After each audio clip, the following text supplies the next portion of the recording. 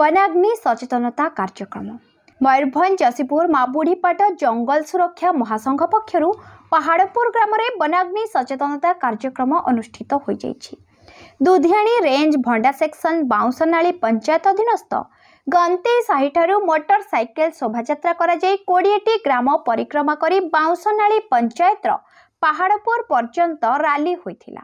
Karanjia बनखंडर DFO Shrikant नायक, ACF Madan Mohan Mahanti, दुधियाणी range अधिकारी प्रदीप कुमार पृष्टि प्रमुख फिता काटी कार्यक्रम शुभारंभ करथिले।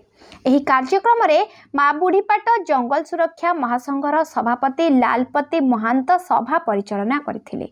मुख्य अतिथि डीएफओ श्रीजुक्त नायक, एसीएफ श्रीजुक्त महांत, करंजिया वनांचल ranger Prashant Swain, Bhanda section forester Bhawani Mahant, सांबादिक दिलीप कुमार साहू, फोकस प्लस सांबादिक लिकेश पंडा प्रमुख जंगल को निया दाउरू रक्षा करने उपस्थित ग्रामवासी और वन सुरक्षा कमिटीर सदस्य मानू सचेतन कराइथिले।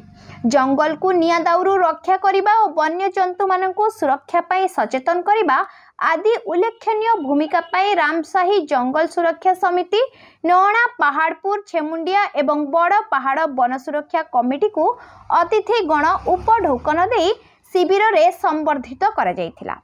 फॉरेस्टर विद्याधर महांत, जतेन्द्र बेहेरा, देवश्री महांत, पहाड़पुर वन सुरक्षा समितिर संयोजक पंकज महांत, स्वेच्छासेवी संगठक विश्वनाथ तुंग शिविर परिचालन रे सहयोग करथिले। शेषरे केफ्रेडार संयोजक धनेश्वर महांत धन्यवाद अर्पण करथिले। मयूरभंज जसीपुर लिकेश पंडा रिपोर्ट, फोकस प्लस।